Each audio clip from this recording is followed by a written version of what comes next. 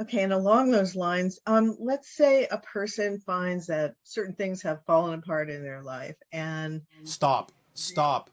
yes, Look at the definition. What does fallen apart mean? Because if that person said, well, I didn't get what I expected, I didn't get what I was insisting on, I didn't get what I assumed would happen, they may translate that as their life is falling apart. But be careful how you frame these things, because the way you frame them can tell you everything about why you're experiencing it, because you think it should have gone another way. The idea is to allow yourself to recognize that whatever it is that is happening for a reason. And the reason is there's a belief there you need to look at that's creating that experience. So if you're going through something that feels like your life is falling apart, it's probably because you had a definition that is so rigidized that doesn't necessarily manifest in the way you insisted it must, that that's going to appear to you as if your life is falling apart, when in fact it may actually be falling open, so that you can see there may be other paths that are better for you than the one you were insisting on. So watch the definitions even when you frame a question that way. That could be in and of itself what's causing the situation to feel negative, just by framing it as if it's true that the life is falling apart. There is another way to look at it. Find it. all right. And along those lines, the idea of feeling lost. That if a person feels that feeling of I feel lost, what is the appropriate or better way to interpret that state as opposed to I can't what's the best way to deal with that state? Why do you think that's any different than what we just talked about? Okay, so you're saying that you're interpreting what's happening in a negative way, Yes. so what that creates the feeling of being lost. And Yes. instead, if you feel that lost feeling, better to refocus on the idea of adapting and reinventing oneself. Don't overcomplicate it. Remember the initial question. Anytime, first and foremost, remember, you cannot have a feeling without a belief first. You can't. It's not possible. So any feeling that you believe is negative, any feeling that's uncomfortable, the question is, what would I have to believe is true about myself in order to feel it the way I'm feeling it? You cannot have a feeling in a vacuum. Keep it simple. Remember the principles we have shared, how it works, and ask the appropriate question and be willing to explore and hear the answer. It's that simple. Don't overcomplicate it. Okay, and this is the same question, but this individual is saying how thing after thing happens and they attempt to stay neutral, but basically it still comes down to, regardless how it looks, you cannot allow yourself the luxury of interpreting it in a negative way. You can allow yourself that luxury if you wish to wallow in the negativity. That's fine. It's your choice. I'm not telling you you can't do it. I'm telling you you don't have to choose that. And I've also instructed you as to the way to not choose it. So yes, it's exactly the same thing that we just talked about. Okay, so I think that answers the question of what this person was saying, which is, what am I doing wrong? Nothing. You're not doing anything wrong, but you are giving in to belief systems that you don't prefer. That's your choice. If you're tired of doing that, use the techniques that we're talking about and make a different choice. One choice over another is not more important, doesn't carry more weight. The universe, all that is, isn't going to judge you for whatever you choose and isn't going to take sides and say this is good and this is bad. You are either in alignment with all that is or you're out of alignment with all that is, but you're still within all that is no matter what you choose. So you always have the opportunity to come back into alignment with the frequency of unconditional love for yourself, by making the choices that are more representative of that. And that doesn't just mean being nice to yourself.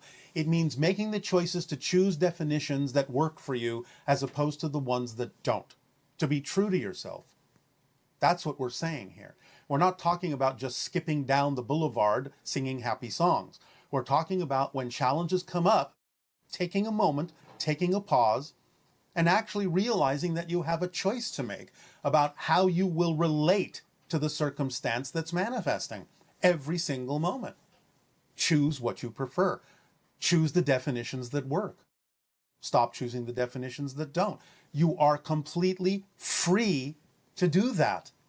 Use your freedom. Use your free will. Okay, thank you. Yes. So we have some ET questions here now. Oh, all right. Let's see. The souls of people on Earth never leave their real home, as we are like dreaming and playing an online game. Yes, you're all in spirit. So I would like to know if there's also a situation for Essassani beings as well. Are you also having dreams and your souls are in your real home, and then Bashar as an extraterrestrial being may also be an avatar or some experience that is in Bashar's dream? Yes. Everyone is in spirit. Everyone, everywhere. That's the natural state of all consciousness, non-physical, as you would understand that term. So every physical reality of any kind, any projection of any kind, in a sense, is the spirit having a dream to have a certain experience. Yes, we're all the same in that context. Okay.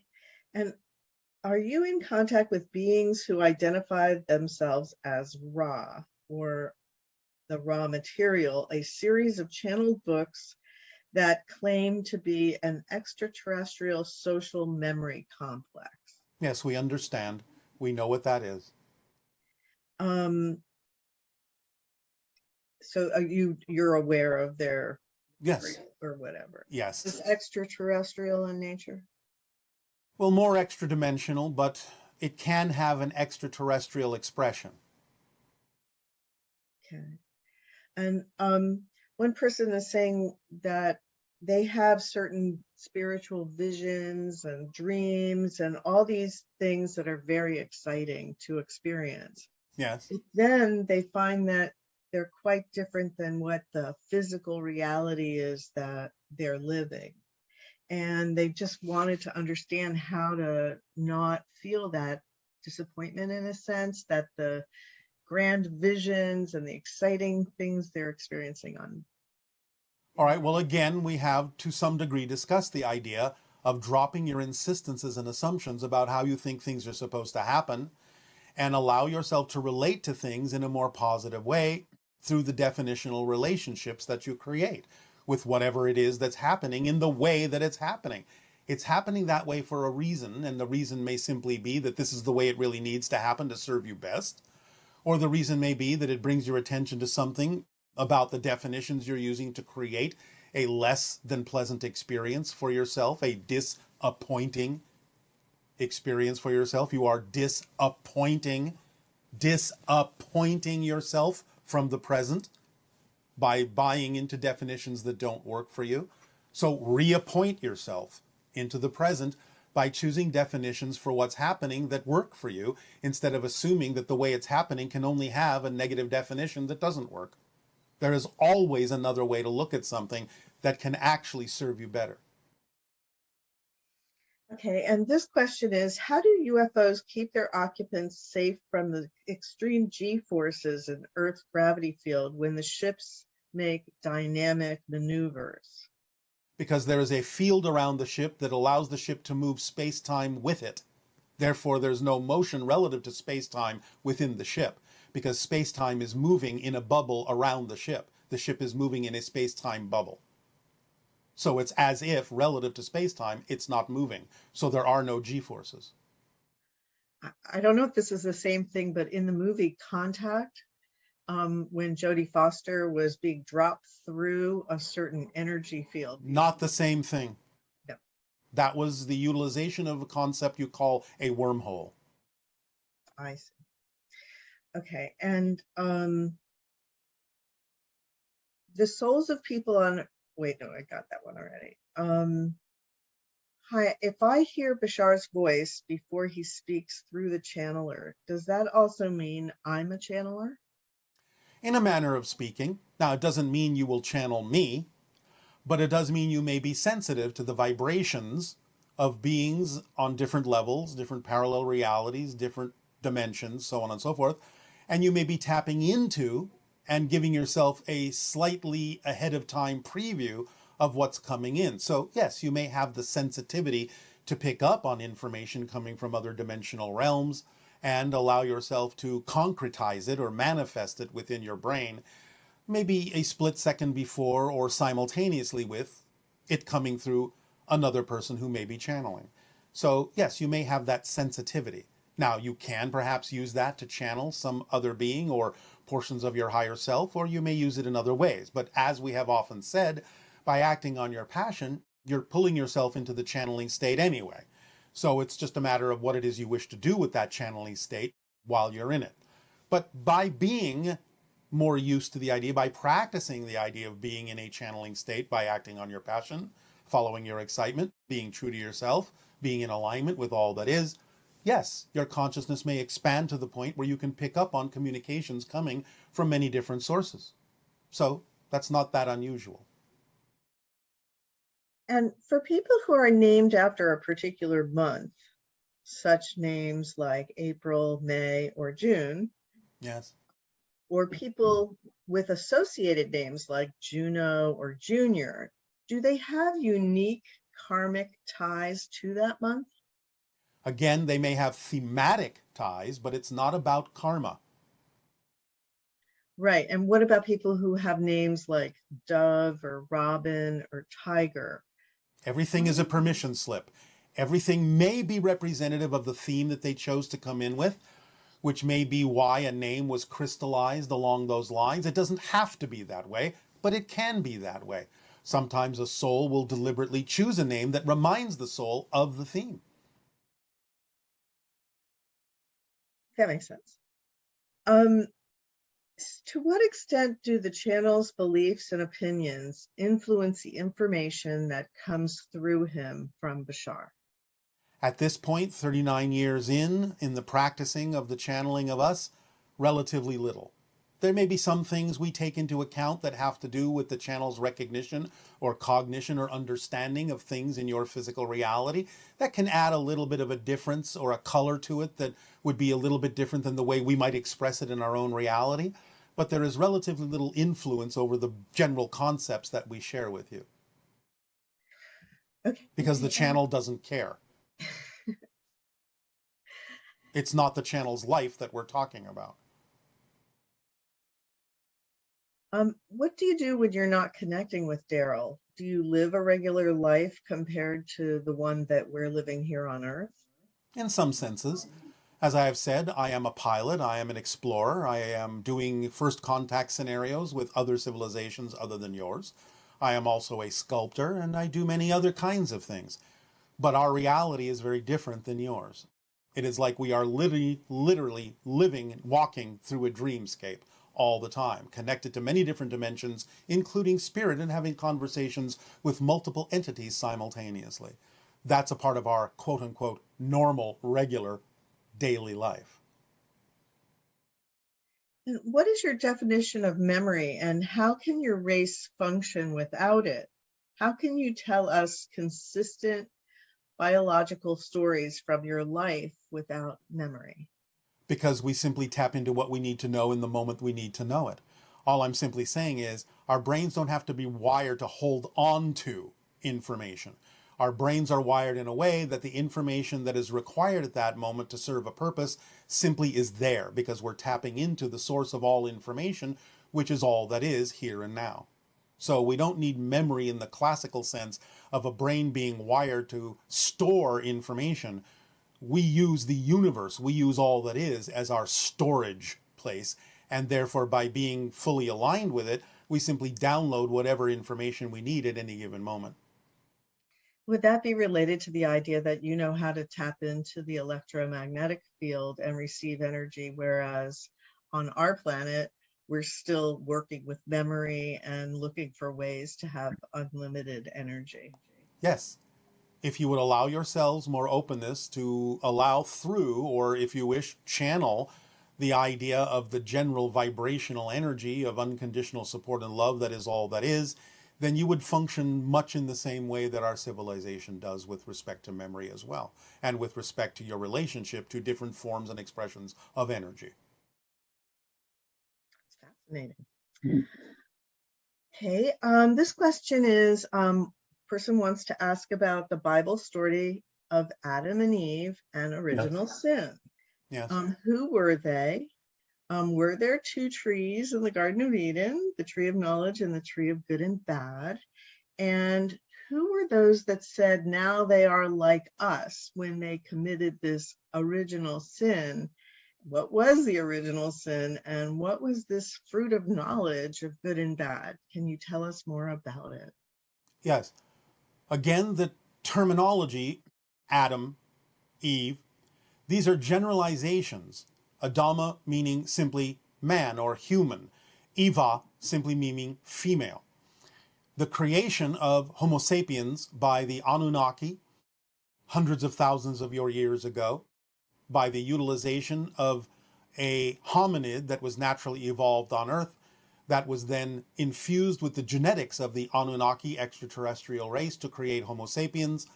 But the Homo sapiens were created at a certain genetic level, and they were, in general, forbidden to access certain kinds of information that would make them equal to the Anunnaki.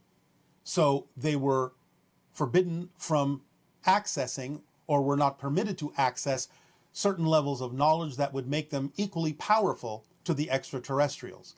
That is the us.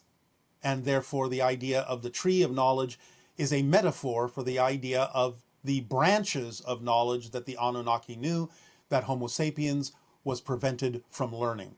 But when they did make a breakthrough, because one of the Anunnaki gave them the access to that knowledge, and they became more enlightened, more aware of what was going on in their relationship to the Anunnaki that had created them, then they started becoming more like the Anunnaki. They started to evolve along certain lines, which the Anunnaki at that time didn't appreciate or prefer.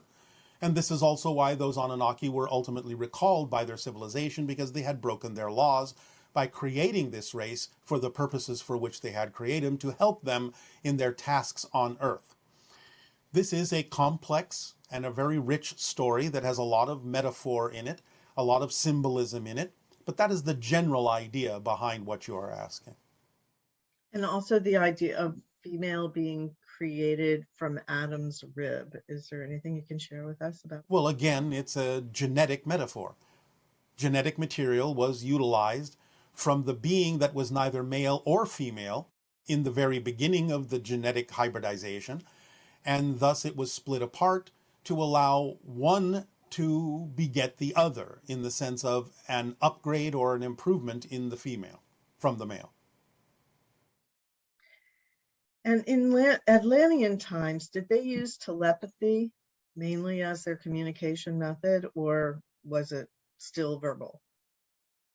It was mostly verbal. There were a few of the priests that could communicate telepathically, but that is a feature that is more ancient in terms of the Lemurian civilization. They were far more telepathic. That became lost over time. Most Atlanteans communicated verbally. You've mentioned that Sasquatch is able to hop from one dimension to another. Yes. And are there other physical beings from mythology, such as the Thunderbird, the mermaid, or the pixie folk, that physically interact with our Earth as a species? Yes. What you again call the elementals, many of which present themselves in certain forms at certain times, but they can change their form because they're not, shall we say, permanently crystallized in the way that humans are, or other beings on Earth that are mostly physical. They can shapeshift in a variety of ways because they are sort of made out of the clay of the consciousness of the collective whole. But they interact in their own way. many times. Now, some of the beings you mentioned are different in nature than simply the elementals, and some of them are representative of genetic experiments that were done long ago. Some of them are representative of extra dimensionals that come from other places entirely. So you're kind of mixing up in that question some different beings and different species that don't have the same relation to Earth as the elementals might. So the idea of like a dragon, were dragons real or are they mythological? Dragons are real in their own dimension, but they don't look like the way they look to you unless they, shall we say, project themselves into your reality. They represent the idea of ancient wisdom, a grander version of the ancient wisdom of the serpent, but they don't look like that in their own reality because they are ultra dimensional. Therefore, they can only take on certain forms in your reality when people perceive them or have the ability to perceive them that look a certain way that represents the level of power they're exhibiting and the relationship they have archetypally to the collective consciousness of your planet. And what about mermaids? Mermaids, in some sense, although there are differences in this story and different sources in this story of mermaids, some of which were created genetically in Atlantean times to see if humans could breathe underwater and were given certain fish-like attributes. But some mermaid perceptions also come from interactions with the beings from Sirius who are amphibious and do have certain qualities that you would relate to the idea of mermaids or mermen. So this is kind of mixed up in different sources of information that you have sort of rendered into a single mythology. So when we find ourselves attracted to certain mythologies like mermaids or Sasquatch also, although Yeah. it's not a mythology, I guess the idea is simply just to continue to explore that particular being because there's information in it for the person that's involved. Yes, you may be using the connection as a permission slip based on the theme that you're choosing to explore that can help guide you, yes. And what is your definition of nature? How is it that some people appear tied on a karmic level to an element of nature, like the sailor who loves the sea or the lumberjack who loves the forest? Yes. Basically, how do we... Again, it's the theme. It's the theme. Theme, theme, theme, theme, theme, theme, theme. Not karma. Theme. Karma is what you use to allow yourself to align to your theme. But it's theme that you're talking about, not karma. So basically there's different levels to the theme, right? Because Yes. most of us are on a transformational theme journey right now. That's about becoming more empowered, more connected with the higher self. Yes, and there can be themes within the theme. There can be mini themes, yes. So for example, if someone's attracted to mermaids or being in the ocean, then that could be a permission slip or a way to deepen the experience of the theme. Yes. So you Yes. can trust it, whatever you're attracted to. As long as you are honest in your self-examination as to why you're attracted to it, because you can fool yourself if you're in denial of certain energies that may be more representative of anxiety than excitement. So you have to be honest in your self-investigation. But as long as you are, then yes, you can trust the synchronicity that brings you certain archetypal forms or representations that may help augment your theme. And even the idea that an individual can, I guess, compartmentalize Yes. information, negative behavior, negative choices in such a way that they don't experience the repercussions of it, at least from the standpoint of those observing. Yes, because again, that's not what karma is.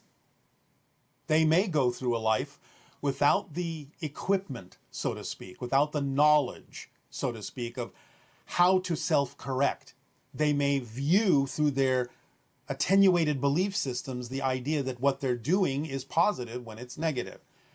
These things will ultimately be understood when you are in spirit if they're not understood in the physical experience, because you will always go through what is typically called life review, where you will examine exactly what the consequences of your choices were, and you will experience the consequences of your choices as everyone experienced them in terms of your relationship with them and to them.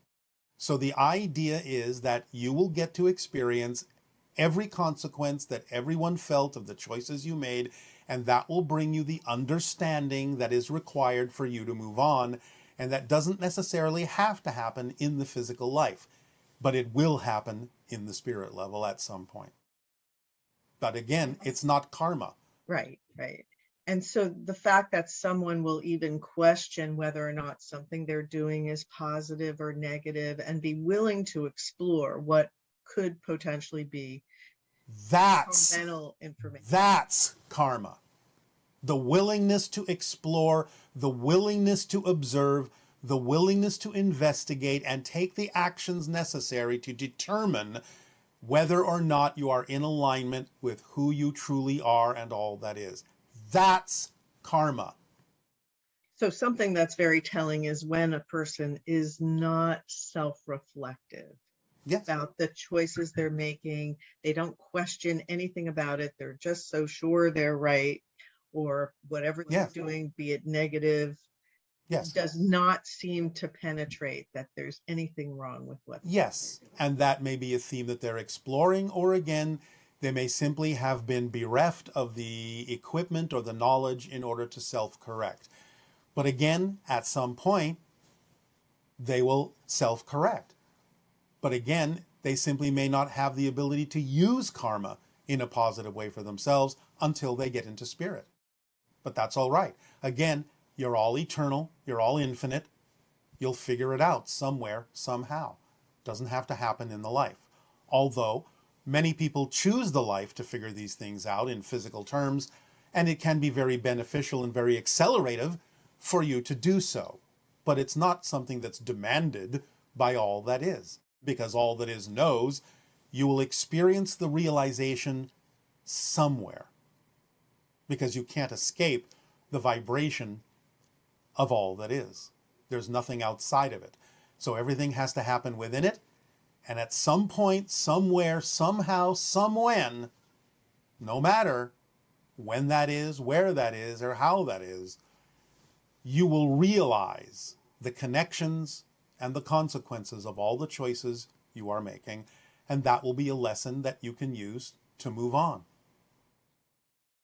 And very often, one of the themes that we experience here on Earth is sort of the coming of age story. Yeah. The idea of losing our naivete. Well, shall we put it in the terms of gaining more insight instead of losing something? Well, often it's experienced as a loss of the ideals of youth, the loss of what that life is not always quote unquote. Then you have not come of age. So that story that we tell ourselves on Earth about the disillusionment of youth, that eventually as you grow up, you will come to experience the harsh reality of physical reality that's quite different than as a child you thought it might be, or you idealistically believed. You will come to realize the choices that are now available to you on a higher level of cognition. Yes. But to say that you have to face the harsh realities is already painting a negative picture. So this is another one of our stories that yes. change. Yes. Quite ingrained in our culture, at least in many cultures, sort of as the hero's yes. journey. Yes, we understand that, but the hero's journey doesn't talk about harsh realities. It simply talks about facing challenges. And as we have often said, challenges don't have to be negative. So don't misinterpret the hero's journey. That's not what it means in its neutral form. Okay. So I think that's pretty much, oh, here's the last one is, you mentioned that we all have to get our issues out on the table so we can decide what kind of a reality we want as we make our way towards open contact. Yes. Obviously, things like war and conflict appear to be one of those themes right now. Yes. Can you list some other collective themes, and can you address the getting it out on the table idea?